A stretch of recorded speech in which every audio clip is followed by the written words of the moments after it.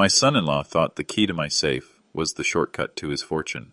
He believed all he had to do was twist that lock, and inside he'd find the answer to his mounting debts and desperate schemes. He wasn't entirely wrong. He did find something that would change everything, but not in the way he expected. That night in my study, when he crept in thinking I was fast asleep, he unknowingly stepped into a trap I had been building piece by piece. His greed had driven him straight into the jaws of truth, and what he discovered would destroy the illusion he had wrapped himself in for years. Before I tell you how we reached that night, a night that shattered the fragile ties of our family, I want to ask you something simple. Please subscribe to this channel, and in the comments below, tell me where in the world you're listening from. I'd love to know, because this story is not just mine. It's a warning to anyone who has ever trusted the wrong person too deeply. It all began, as many endings often do, over a meal I didn't even want to attend. The restaurant was the type of place Marcus, my son-in-law, adored. The kind where the prices are printed in tiny font and the chandeliers hang like crowns over men pretending to be kings. The air was loud with the sound of laughter that wasn't real, glasses clinking too often, and hollow conversations about money, power, and success. It felt like a theater of lies, and Marcus was always eager to play the lead role. Across the table, he swirled a glass of wine that cost more than a week's worth of my groceries, his smug expression half arrogance and half desperation. My daughter Emily sat beside him, pale and withdrawn, poking at a salad she had no interest in eating. I studied her face, searching for the spark she used to carry, but found only fatigue, the quiet exhaustion of a woman who had been convinced to trade her peace for rage. After his second glass, Marcus leaned forward, clasping his hands on the table like he was about to deliver an announcement the world had been waiting for. His voice was a little too loud, drawing attention he craved from nearby tables. "Robert," he said, fixing me with that predator's gleam I knew too well, "we need to talk seriously about your assets." I set my fork down slowly, half bite abandoned, and met his eyes. He didn't wait for permission to continue. Wine had loosened the brakes on his greed. He launched into a speech about how my house, paid off for decades, and my savings were just dead money sitting idle. He had a new venture. His words practically dripped with false promise. One that could return 5 times the investment in under 2 years. But it needed fuel. It needed my money. And then, with a gesture that made my stomach turn, he rested his hand on Emily's shoulder and said, "Don't you want to see your daughter live the life she deserves? Don't you want her future secured?" The words hung over the table like a poisoned cloud, turning every breath bitter. It wasn't just a question about money. It was an accusation wrapped in manipulation.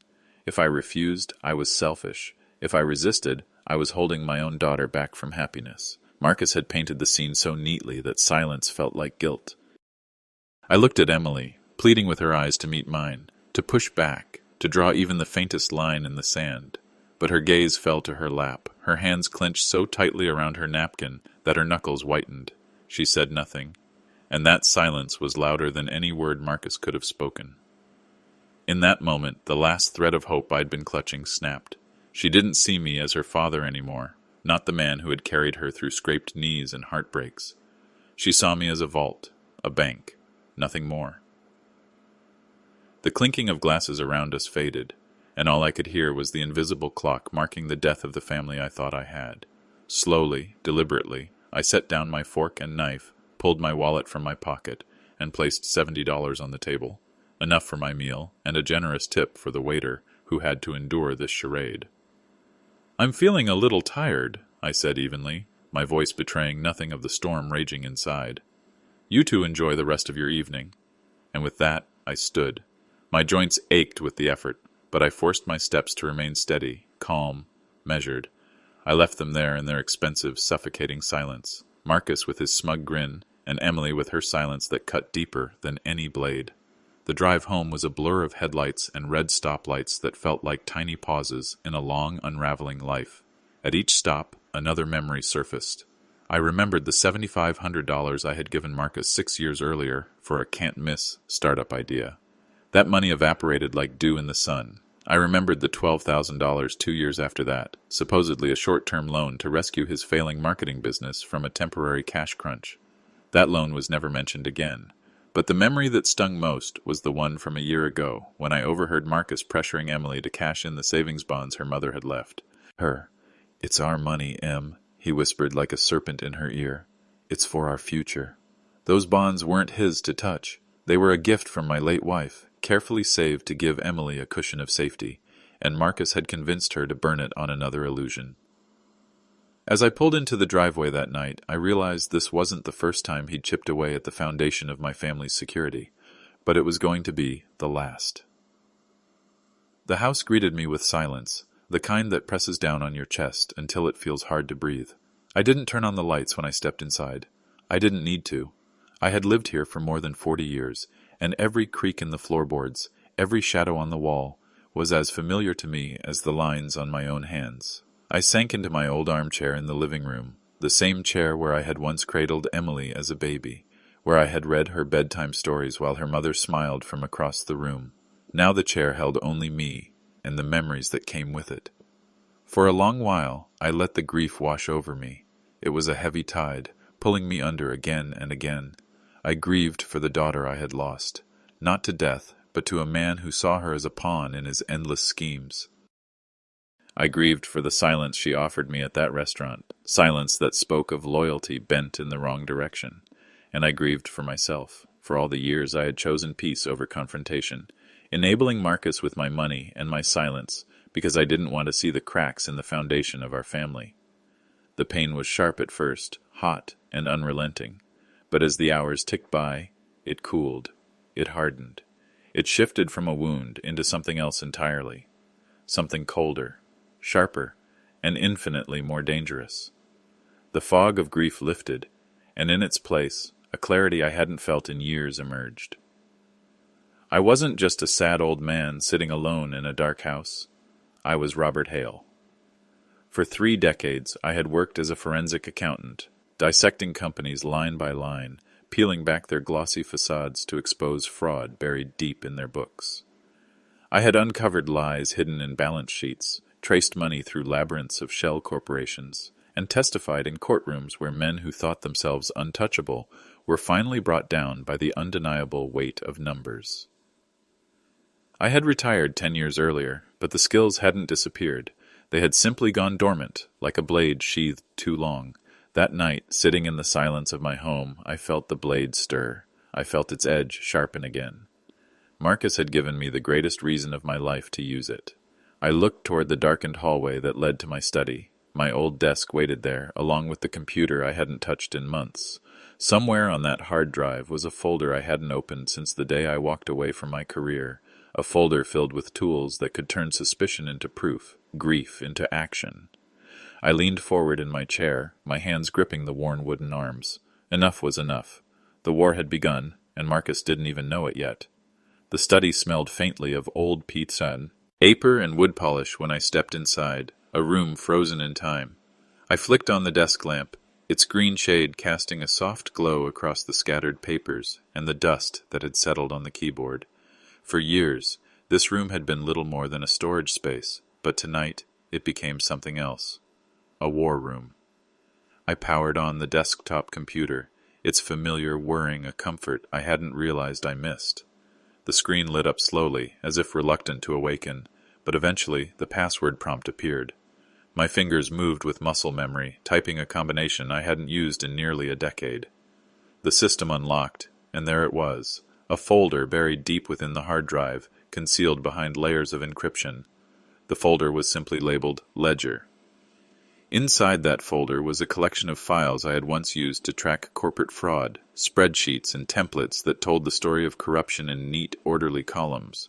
My career had been built on following trails others ignored, piecing together fragments until the full picture came into view. Tonight, those skills would no longer serve corporations or courts. They would serve me. I created a new document. At the top, I typed in bold letters, Case File, Marcus Rowe. My son-in-law's name looked cold and alien on the screen, as though it belonged to a stranger. Maybe, in truth, it always had. Beneath that heading, I inserted 3 columns: Date, Event, Action Required. I filled in the first row. Under Date, today's date. Under Event, Public Solicitation of Assets at Dinner with Emily Silent.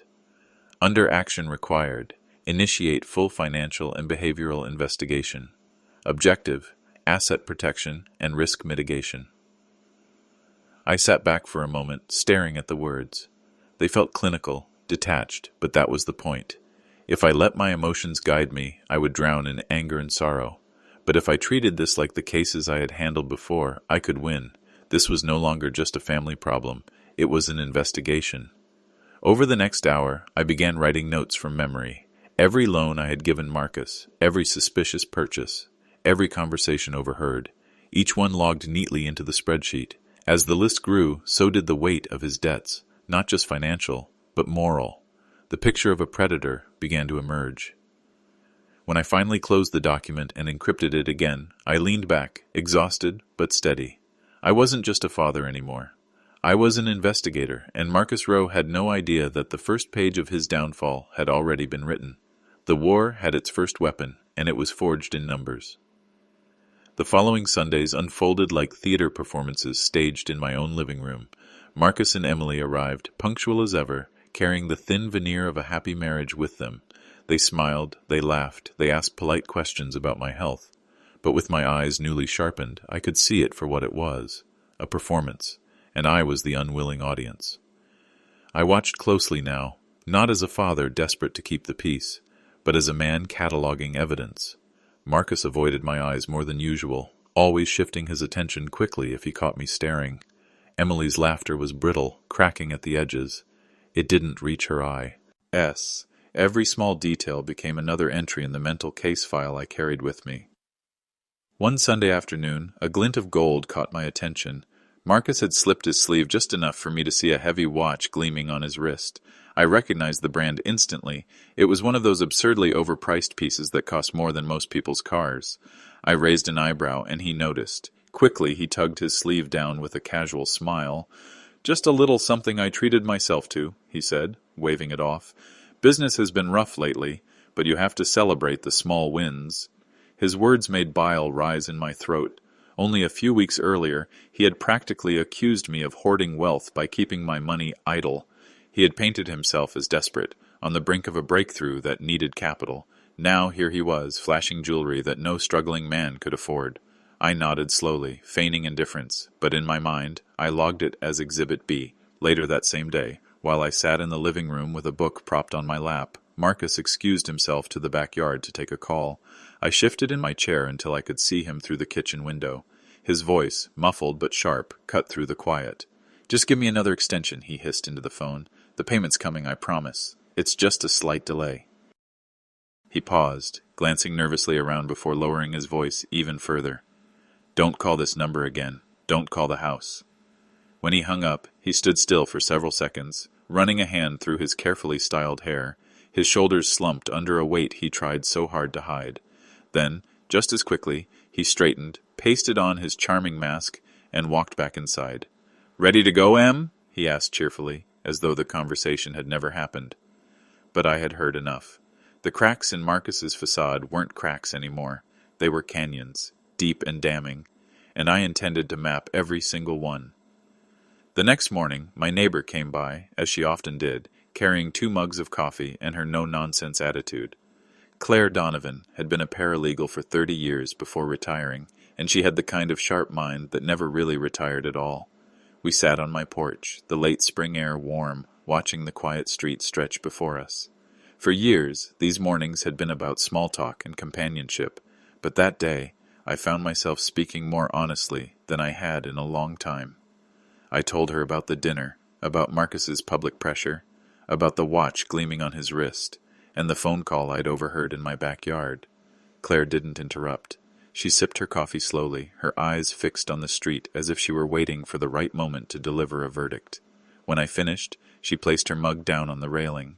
"Robert," she said quietly but firmly, "how much have you given him over the years?" The question landed hard. I tried to deflect with a shrug, but Claire wasn't a woman you could easily mislead. Her raised eyebrow alone stripped away my excuses, so I admitted it. The down payment I'd contributed to their first house, the loans that had never been repaid, the inheritance bonds Emily had cashed under his influence. I laid it out, though every word made me feel like a fool handing my failures over for inspection. Claire shook her head slowly. That wasn't help, Robert. That was a bailout, and when you bail someone out enough times, they don't learn to swim. They learn to let you keep pulling them out of the water. Her words cut deep because they were true. He's testing you, she continued, her tone sharper now. Every time he pushes, every time he gets away with it, he's measuring how far the fence can bend before it breaks. And if you don't put a stop to it, he'll take everything. Not just your money, but your peace, your dignity. You need to protect yourself. Her voice had the ring of judgment, but also of care. For the first time, I said the words out loud. You're right. It has to end. That night, I called a local security company. By the next afternoon, new cameras watched over the house. One at the front door, another at the back, one covering the driveway. The technician installed them quickly, unaware of the private war they were part of. But there was one camera I placed myself, after he left. A small dome, tucked discreetly in the corner of my study. It faced my old safe, the very one Marcus believed contained the fortune that would fix his life. When I told Marcus about the new system the following Sunday, he clapped me on the back. Smart move, Robert. Can't be too careful these days. He had no idea that he was praising the construction of his own cage. The cameras were in place, the trap waiting. But traps are useless without bait, and bait requires knowledge. My home no longer felt safe for research. Marcus had a way of turning up unannounced, always with a grin and some thin excuse for being there. If he suspected I was digging into his affairs, he would vanish before I had the chance to corner him. I needed anonymity. So I drove 3 towns over to a public library that hardly anyone used anymore. It was quiet. The kind of quiet that makes you feel invisible. The smell of dust and old paper clung to the air, and the hum of the computers was the only sound besides the occasional shuffle of a librarian. I chose a desk in the far corner, tucked between tall shelves, a place where no one would look twice at an older man staring into a screen. I began with the basics. Public records. Marcus Rowe liked to talk big, to throw around phrases like portfolio diversification and entrepreneurial ventures. If there was substance to his boasting, it would be in the filings. And sure enough, the state database showed his name linked to 6 limited liability companies. At first glance, it looked impressive, like the resume of a thriving businessman, but I knew better. I cross-referenced the addresses. One company was registered to a P.O. box at a UPS store. 2 others listed the same Delaware address, a classic haven for shell corporations. Another was tied to a virtual office in Nevada, little more than a mail forwarding service. Not one had a legitimate brick-and-mortar presence, no employees, no signs of real activity. They were digital ghosts, existing only to give the illusion of success. I wrote each out, nailed down carefully, labeling them in my growing ledger. Each name was another mask Marcus wore, another attempt to dazzle those gullible enough to believe him. To me, they were hollow shells, fragile and doomed to collapse under the weight of scrutiny. But the filings weren't enough. I needed to know how these companies were used, what stories people were telling about them. That meant stepping into the murkier corners of the internet, the forums, the watchdog sites, the places where victims left their warnings in digital ink. As I clicked through the first few links, a sense of grim anticipation settled in my chest. I knew what I was going to find. I had seen the type too many times before in my career. Men who built empires of sand and sold them as castles. Marcus wasn't unique. He was just another predator in a long line of predators. Still, I felt my hands tighten on the mouse as I read the first thread bearing his name. My heart beat heavier. This wasn't just theory anymore. This was testimony. The thread was titled in all caps, a digital scream. Warning, Marcus Rowe, scam alert. My stomach dropped as I clicked, and the page filled with post after post. Dozens of voices, strangers bound together by the same wound. The first story was from a retired truck driver in Kansas. He wrote about how Marcus had convinced him to invest his savings, $25,000 meant to carry him through retirement, into a revolutionary logistics platform that was supposed to disrupt the industry. Marcus had charmed him with glossy brochures and impossible returns. 6 months later, the website disappeared, the phone lines were dead, and the money was gone. Another post came from a young couple in Arizona. They had been saving for their first home when Marcus convinced them to put $15,000 into one of his green energy ventures. He promised them not only profit, but the pride of investing in something that would change the planet. They hadn't heard from him since. The more I read, the heavier it became. A teacher in Ohio who had invested her pension, a widow in Florida who trusted him with her late husband's insurance payout, a man in California who admitted, with heartbreaking shame, that he had borrowed money from friends to buy into Marcus's scheme because he was so sure it was real. The posts were filled with anger, despair, and humiliation. I printed every single one, the sound of the library printer spitting out page after page becoming a drumbeat in my war march. Each sheet of paper was another piece of the case, another nail in the coffin of Marcus's manufactured persona. I stacked them carefully, forming a pile beside the keyboard, the edges perfectly aligned, a monument to the lives he had shattered. This wasn't just bad luck or failed business ventures. This was deliberate. This was predation. Marcus wasn't some ambitious man stumbling through risky ideas. He was a professional liar who built his world out of other people's trust. I sat back for a moment, staring at the stack of printed pain. The anger in me wasn't the wild, messy kind that burned out quickly. It was cold, solid, like iron hammered into a blade. I had felt it once before in my career, the moment when numbers stopped being abstract and became human suffering. That was when you knew the case mattered. I slipped the papers into a folder and closed my bag with steady hands. I wasn't just building a defense anymore. I was building a case. And when the time came, Marcus would see every single page of it laid bare before him. The following week, I sat in the reception area of a law office downtown, a folder of Marcus's sins resting heavily in my briefcase. The office smelled of lemon polish and old wood, its walls lined with books that looked as though they had been there for a century. This was the kind of place that radiated quiet competence, a sanctuary where the noise of con men and liars couldn't penetrate. The lawyer's name was Harold Whitman. Claire had slipped me his card after one of our porch conversations, her expression sharp with unspoken meaning. He specialized in estate planning and asset protection, exactly the fortress I needed. When I was shown into his office, he rose to shake my hand, a tall man in his 60s with a calm, observant gaze that seemed to weigh every word before it was spoken. I didn't show him the evidence I had gathered just yet. That was ammunition for another stage of the battle. Instead, I laid out the problem in dry, objective terms. I told him I had one daughter, Emily, and that her husband, Marcus Rowe, was financially reckless, manipulative, and dangerous. I explained that my life's work, my home, my savings, my investments, was at risk of being drained the moment I was no longer there to protect it. Harold listened without interruption, his pen scratching notes on a legal pad. When I finished, he leaned back in his chair and folded his hands. "The most straightforward approach," he said, "would be to amend your will. We could create a testamentary trust, something that would ensure your daughter's security after your passing, with a third-party trustee managing the funds." I shook my head. "That's not enough. After I'm gone, Marcus could pressure Emily into contesting it. He could find lawyers to drag the matter through court, bleed her inheritance dry in legal fees, and still find a way to get his hands on it. I need something stronger. I need a fortress." A flicker of recognition crossed Harold's face. He steepled his fingers, choosing his words carefully. "Then what you're asking for is an irrevocable trust. You would transfer your assets into it now, your house, your savings, your portfolio. They would no longer be yours directly. They would belong to the trust, legally insulated from claims, lawsuits, or manipulative spouses. You could serve as trustee during your lifetime, managing the assets, but upon your passing, their distribution would follow rules you set in stone."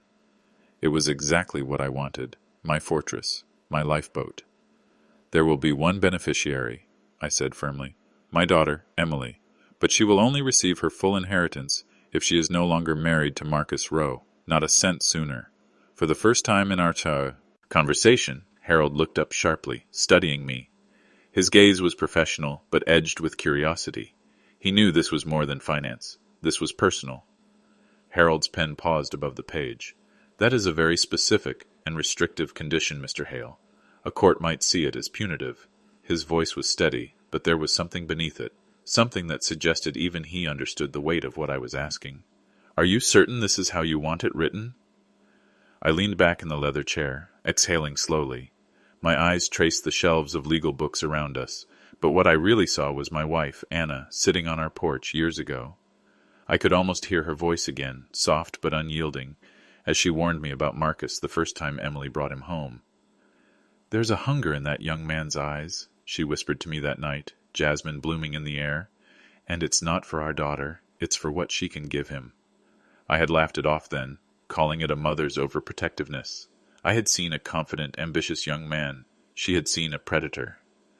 The memory shifted, and I was back in her hospital room years later, her body frail, but her eyes still sharp with worry.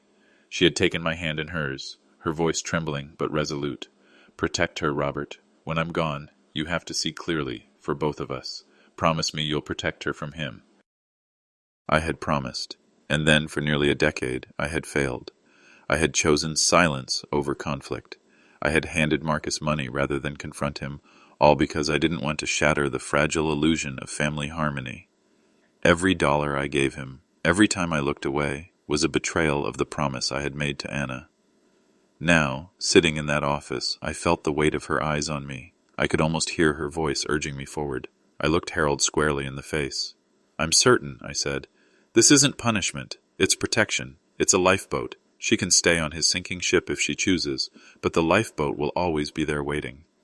Harold studied me for a long moment, then nodded. "Very well. We'll draft the documents exactly as you've specified." A week later, I was back in his office, signing my name over and over, each stroke of the pen another brick in the wall of the fortress I was building. I was giving up ownership of everything I had worked for, my home, my savings, my investments. But I didn't feel weaker. I felt lighter. For the first time in years, I felt in control. When I left the office that afternoon, the sun was bright, almost blinding. The fortress was built. The next move would be his. The fortress was built, its walls invisible but stronger than steel. My assets were no longer mine. They belonged to the trust, shielded from Marcus forever. But I knew him too well to think he would give up. He wasn't the type to challenge from the outside.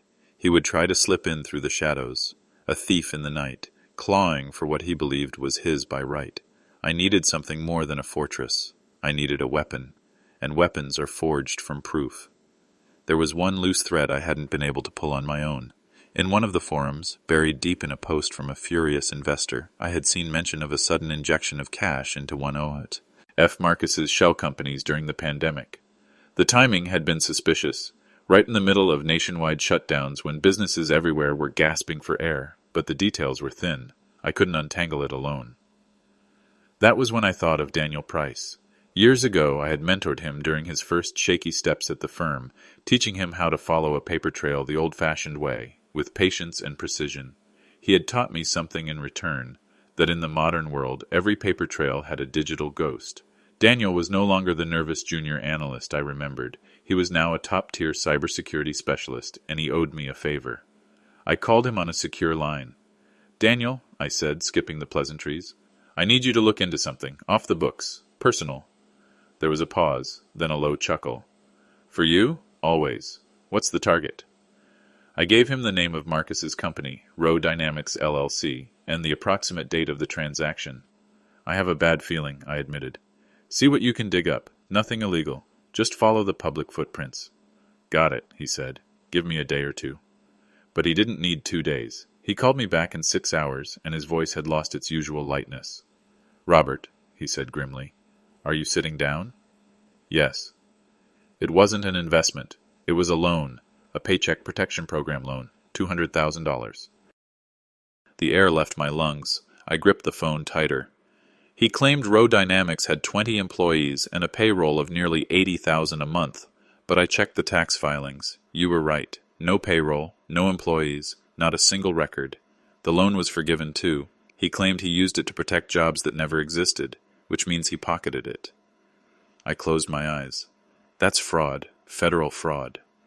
"Wire fraud, bank fraud," Daniel confirmed, his voice low and serious. "People are doing real prison time for this. I'm sending you everything, encrypted files, application number, confirmation of forgiveness. You need to be careful. He's not just reckless. He's a criminal." And with that, the final piece of the puzzle locked into place. I didn't sleep that night. Instead, I sat in my study surrounded by the glow of a single desk lamp, every surface covered in papers, screenshots, and filings.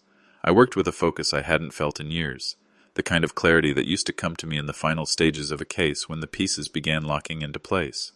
This wasn't just a pile of documents anymore. It was a story, one written in numbers and lies, and Marcus was the unwilling protagonist.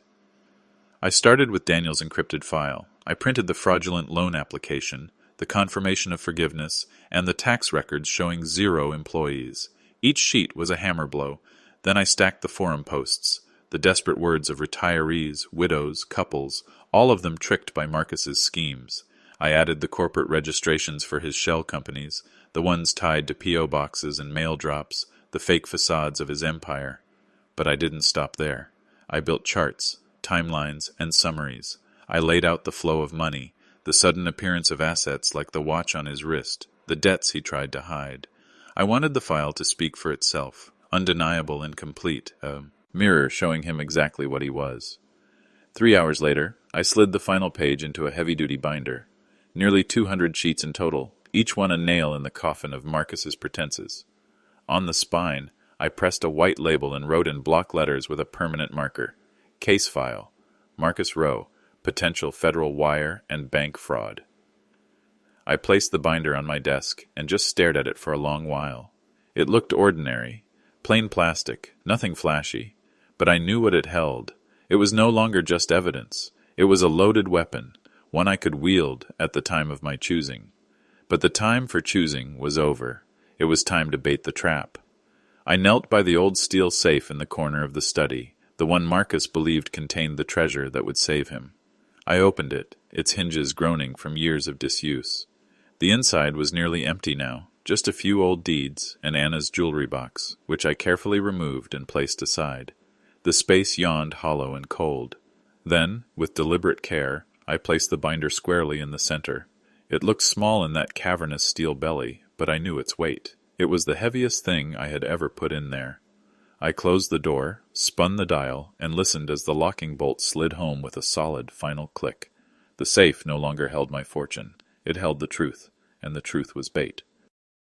For 2 weeks, the house felt like a stage waiting for its final act. The cameras were silent sentinels, watching, recording, while I went about my days with the patience of a man waiting for a storm he knew would come. Marcus and Emily stopped their Sunday visits altogether. Emily called once, her voice strained, telling me Marcus was working on an important deadline. It was a lie, flimsy and transparent. He wasn't busy with work. He was busy running out of time. I could feel the tension building, like static before a lightning strike. Marcus was a cornered man. His creditors were circling, his scams unraveling, his mask slipping. Desperation is a powerful force, and I knew exactly where it would drive him. The footage confirmed it. At 2:17 a.m., the study camera captured a shadow separating from the darker shadows of the hallway. Marcus. He moved clumsily, as if unused to stealth, each step deliberate but shaky, his breath shallow. When a floorboard creaked beneath his weight, he froze, his head snapping toward my bedroom door. He waited, silent, before inching forward again, convinced I was in a medicated sleep. He entered the study, a small flashlight trembling in his hand. The narrow beam swept across the shelves, the framed photographs, the desk where I had spent years of my life. He ignored it all. His eyes were fixed on one thing, the safe. He knelt in front of my mahogany desk first, opening the top drawer. He knew where the spare key was. He had seen me retrieve it enough times. The drawer slid open, revealing pens, paper clips, stamps, and the brass key lying in plain sight. But the key wasn't alone. Next to it was a photograph I had placed deliberately just hours earlier. A printed screenshot of a debt collection notice addressed to Marcus Rowe. The words, "Final Notice, Immediate Action Required," screamed from the page. On the footage, I watched his hand hesitate, hovering above the key. He angled the flashlight toward the photo, and even in grainy black and white, I saw the fear ripple through him. His shoulders sagged. For 10 long seconds, he didn't move, paralyzed by the realization that I knew, that I had seen, that was his chance, his one final warning. But desperation outweighs fear. With a sharp shake of his head, he stuffed the photo into his pocket, snatched the key, and closed the drawer. His path was chosen. He turned to the safe, his trembling hands reaching for the lock. The trap was about to spring. On the recording, I watched him kneel in front of the old steel safe like a pilgrim at an altar. His hands shook as he slid the brass key into the lock, the metal scraping louder than he must have realized. For a moment, he froze again, listening for any sound in the house. When none came, he turned the key, and the heavy mechanism disengaged with a dull, echoing clunk. The steel door groaned as it swung open, its hinges protesting years of neglect. Marcus leaned forward, his phone's flashlight trembling in his grip, the beam cutting into the hollow interior. This was the moment his greed had been working toward, the prize he thought he deserved, the fortune he imagined I had hidden away. But there were no neat stacks of $100 bills waiting for him. No glittering coins, no bonds, no treasure chest for him to plunder. The beam illuminated nothing but gray steel and a single object resting in the middle, a thick, heavy binder. Confusion spread across his face. He hesitated before reaching in, his fingers brushing against the cold plastic cover as though he expected it to burn him. Slowly, he pulled it out. It sagged in his hands under its weight, heavier than he expected. He angled the flashlight onto the label. Case file. Marcus Rowe. Potential federal wire and bank fraud. The reaction was immediate. His face drained of color, the flashlight beam jerking across the room as his hands trembled violently. His lips moved, forming words I couldn't hear, but I didn't need to. I knew the thought racing through his mind. How much does he know? Panic set in. He fumbled the binder open, rifling through the pages in frantic desperation. Each sheet he turned revealed another piece of himself staring back. His own driver's license, copies of his fraudulent applications, screenshots of furious investor posts, charts mapping out the web of lies he had woven. His breathing grew ragged, sharp gasps cutting the silence as though the evidence itself were strangling him. I watched him collapse back onto his heels, the binder spread across his lap like a tombstone. He looked utterly defeated, his grand theft turned to ashes in his hands. But I wasn't finished. From the darkness of the hallway I stepped forward, my phone in my hand, its red recording light glowing like a watchful eye. He was so consumed by his discovery that he didn't even notice me until I spoke. "Find what you were looking for, Marcus." The words sliced through the room like a blade. He yelped, dropping the binder, papers spilling across the floor in a white cascade of truth. His flashlight clattered beside them, casting wild shadows on the walls. He scrambled backward, his face twisted in fear, and for the first time since I had known him, I saw him stripped bare of charm, arrogance, and control. The trap had sprung. Marcus's wide eyes darted from the papers scattered on the floor to the glowing red light of my phone. He opened his mouth but only stammered half-words spilled out, flimsy fragments of excuses that even he didn't believe. I thought I heard a noise. I just came to check." His voice cracked, the pathetic lie collapsing under the weight of the scene around him. "Don't," I said sharply, my voice low but cutting. "Don't insult me with another lie. Not tonight." He froze, the words hitting him harder than any shout could. I took another step into the room, the glow from the banker's lamp now illuminating his pale face and the damning evidence littered around him. "You came here to steal from me," I continued, calm, deliberate, like I was presenting findings in a courtroom. "You believed this safe held my life savings, that you had the right to it, but you were wrong. The only thing it held was the truth, your truth." I bent down, picked up one of the fallen sheets and held it out for him. "Do you know what this is? It's your application for a government loan. $200,000 you claimed was used to save 20 jobs that never existed. That's wire fraud, bank fraud, federal prison time, up to 20 years, Marcus. And that's only one page of this file." He sagged against the wall, his face twisted in horror. His lips moved again, but this time no sound came out. I raised my phone slightly, making sure the lens had his face in full view. "Everything you've done is in here," I said, nodding toward the binder. "Every lie, every scam, every stolen dollar. But here's the part you need to understand. What's in that binder is just a copy. The full dossier, with videos from these cameras, screenshots, notarized affidavits, all of it, was uploaded hours ago to a secure server, and it's already been sent to my lawyer." His head snapped up, confusion mixing with fear. I let the silence stretch before continuing. "If I don't enter a code on my phone by 8 o'clock tomorrow morning, that email will be automatically forwarded to the U.S. Attorney's Office. Every crime you've committed will be in their hands before you've even had breakfast. The only person who can stop it is me." I let the weight of those words sink into him. His shoulders slumped, his fists unclenched. The fight in him was dying, smothered by inevitability.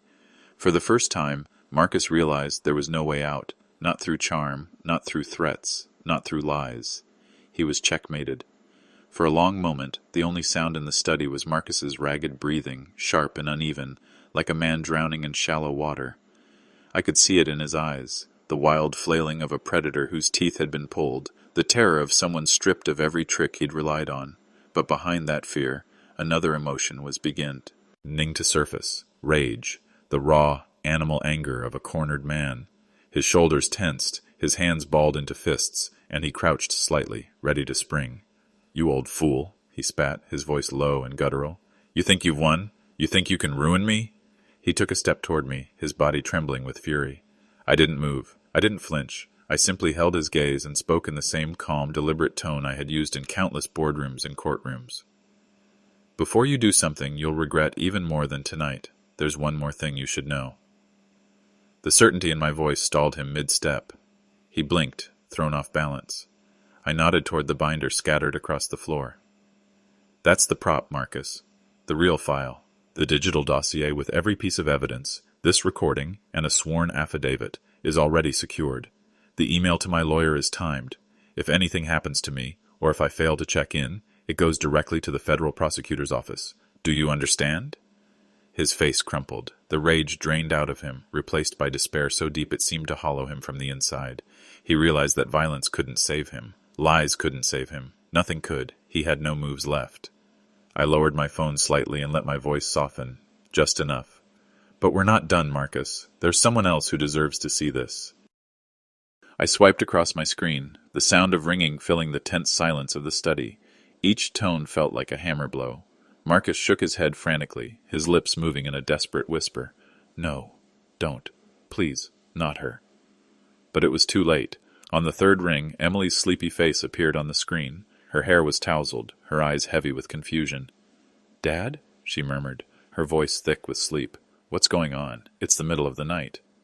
"Emily," I said gently, "I'm sorry to wake you, but I need you to come over right now. Something important has happened, and Marcus is here with me." Her brow furrowed. "Marcus? What are you talking about? He's—" She turned, and I saw the sudden shift on her face when she noticed the empty side of the bed. The sheets still warm, but no husband beside her. "Oh my God," she whispered. "Just come, sweetheart," I urged softly. "You need to see this with your own eyes." Marcus groaned, burying his face in his hands. His mask was gone. Now all that was left was truth, and the woman he had deceived for years was about to confront it. It didn't take long. I heard the crunch of tires in the driveway, then the slam of a car door. Moments later, the front door burst open and Emily came rushing inside, still in her pajamas with a coat thrown haphazardly over them. Her face was pale, her eyes wide with fear and confusion. She stopped dead in the doorway of the study. Her gaze darted across the scene. Marcus crouched on the floor among a sea of papers, the safe hanging open behind him like a gaping wound. The binder with his name emblazoned on its cover spilled across the hardwood. Slowly, her eyes shifted to me, then back to Marcus, as if her mind refused to process what it was seeing. Marcus reacted instantly. He lunged toward her, not in attack but in desperation, clinging to her like a lifeline. "Emily, thank God you're here," he cried, his voice cracking with expertly feigned panic. "Your father's lost his mind. He's been printing lies off the internet, setting traps, making up stories. Look at this." He gestured wildly at the mess on the floor. "He tricked me into coming here. He needs help, Emily. He's sick." Emily froze, her chest rising and falling rapidly, torn between two worlds. On one side, the husband she had built her life around, pleading for her to believe him. On the other, the father she had known since birth, standing calmly with a phone in his hand, his eyes steady, his voice unshaken. I raised a hand gently, keeping my tone soft, almost pleading. "Emily, I know this is confusing. I know it looks like madness, but I need you to stand there and just listen. You don't have to believe me. You don't have to decide right now. Just listen to the facts." She didn't move, but she didn't step closer to Marcus either. That was enough. I knelt, gathering 2 sheets from the scattered pile. "This," I said, holding up the first, "is Marcus's application for a Paycheck Protection Program loan. He requested $200,000, claiming his company had 20 employees. Here," I tapped the bottom, where his signature sprawled confidently across the page. Then I held up the second sheet. "And this is the state payroll tax filing for that same year. It lists the number of employees as 0. It has been 0 for the entire lifespan of the company." I didn't accuse him. I didn't raise my voice. I simply placed the 2 documents side by side. Both cannot be true. One of them is a lie. And that lie was told to the federal government. Emily's lips trembled as she stared at the papers, her eyes slowly rising to meet Marcus's. The silence was louder than any accusation. Emily's gaze stayed locked on the papers in my hands. Her breathing quickened, her lips parting as if she were about to speak, but no words came. Slowly, she turned her eyes toward Marcus. "Tell me it's not true," she whispered, her voice fragile, trembling with hope and fear. "Tell me this is some kind of mistake." Marcus's mouth opened, but nothing came out. His jaw worked soundlessly, his eyes darting to the ceiling, the wall, anywhere but her face. He looked like a man trapped in a spotlight, desperate for an exit that didn't exist. "Please," Emily begged, her voice cracking. She stepped closer, tears forming in her eyes. "Just look at me and tell me my father is lying. Tell me this is all some horrible misunderstanding." The silence that followed was devastating. It stretched out heavy and suffocating until the tears finally spilled down her cheeks. She shook her head slowly, as if the truth were something she could physically deny if only she resisted hard enough. I didn't press him.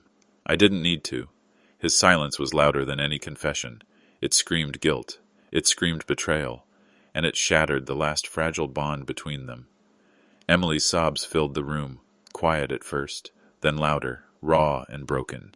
She pressed her hands to her face, shoulders shaking. For years she had defended him, excused him, convinced herself his ambition was simply misunderstood. Now the mask had fallen away, and all that remained was the hollow shell of a man who had fed on her trust. Marcus reached out, his voice rising in frantic desperation. "Emily, listen to me. He's twisting this. He's trying to turn you against me. I can explain." She recoiled from his touch as though it burned. Her tear-filled eyes finally met his, and for the first time there was no trace of love in them, only devastation. "You can't explain this," she said, her voice shaking. "You can't explain lying to me, to him, to everyone. You can't explain stealing from people who trusted you." Her words hit him harder than anything I could have said.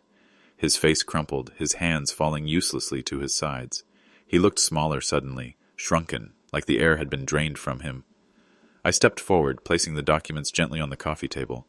My voice was calm, steady, almost clinical. "Emily, this isn't just about money. It's about lives he's ruined. Retirees who lost their savings, widows who lost their security, teachers who lost their pensions. He didn't just gamble and fail. He preyed on people." Emily sank onto the couch, her sobs quieting into soft, broken gasps. She didn't look at me. She didn't look at him. She stared at the floor, her tears dripping onto the hardwood. The judgment wasn't mine to give. It was hers. And in that silence, in her refusal to meet his gaze, I knew the verdict had already been delivered. The performance was over. The sentence had begun. The study felt colder now, though the air hadn't changed. Emily sat on the couch, her face buried in her hands, her sobs tapering into silence, broken only by the sound of her uneven breathing. Marcus stood across the room, pale and hollow, his eyes fixed on the floor, as though he could will himself to vanish, but there would be no disappearing tonight. Not for him. I walked to the doorway, where I had left a slim black briefcase. I picked it up, placed it on the coffee table in front of Emily, and opened it with a soft click. Inside were 2 documents, neatly arranged in a manila folder, and a single black fountain pen. Marcus's eyes flicked toward them, and for the first time all night I saw fear sharpen into something else, recognition.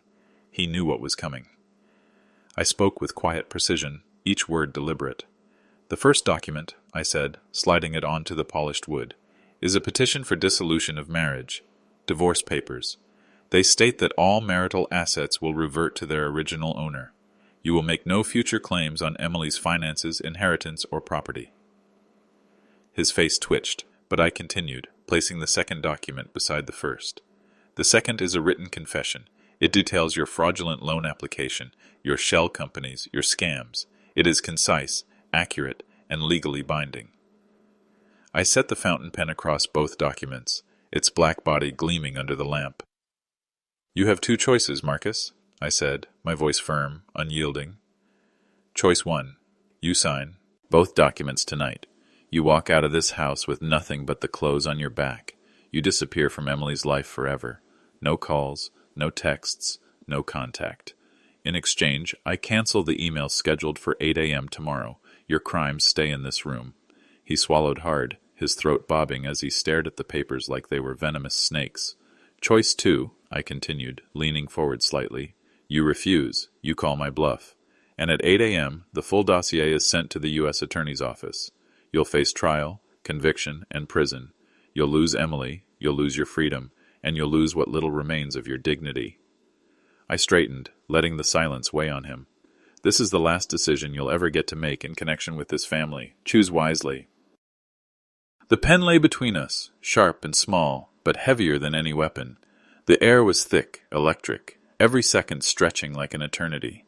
Marcus's hand twitched, hovering, trembling, as he reached for it. The fate of everything rested on a single signature. For a moment I thought he might resist. His hand hovered above the pen, his chest rising and falling in shallow bursts, his eyes darting between me, Emily, and the papers on the table. But then, as though some final thread inside him had snapped, his shoulders sagged. He picked up the pen. The scratch of ink on paper filled the silence, first across the confession, then the divorce petition. His signature, once bold and confident, now looked shaky and uneven, a reflection of the man himself. He didn't say a word when he placed the pen back on the table. He didn't look at Emily. He didn't look at me. He turned, opened the front door, and walked out into the night without a backward glance. The sound of the door closing echoed through the house like the toll of a bell marking the end of an era. Just like that, Marcus Rowe was gone. I picked up my phone, entered the code that canceled the scheduled email, and slipped it back into my pocket. The room felt different now, lighter, but also unbearably heavy. The truth had burned through the walls of deceit, and all that was left was ash. The months that followed were not easy. Emily's grief came in waves, tears, anger, silence. The hollow space Marcus left behind was both a wound and a relief. Some days she cursed herself for believing him. Other days she sat at my kitchen table in silence, her eyes swollen but her back a little straighter. Healing was slow, but it was happening. One bright Saturday morning, she joined me at the table with a cup of tea while I had my coffee. Between us lay the annual report of a company I'd been watching. I traced a line on the ballon. See sheet with my finger, showing her the story numbers could tell. She leaned forward, studying it carefully, her brow furrowed, not with sadness this time, but with focus. They're borrowing too much to fuel their growth, she said after a long pause. It looks impressive on the surface, but it's unsustainable. It's a house of cards. I smiled, a genuine smile, the kind I hadn't felt in years. Exactly, I said softly. In that moment she looked at me differently, not as the frail old man Marcus had painted me to be, not as the obstacle to her future. She saw me as her father again, her protector, her teacher, the man who had risked her anger to save her from ruin. My safe had never been empty. It didn't hold cash or treasure. It held the truth, and the truth was the greatest inheritance I could ever give her. Before you go, tell me in the comments, what do you believe is the most powerful lesson a parent can pass on to their child? And don't forget to subscribe. It helps us share more stories like this one.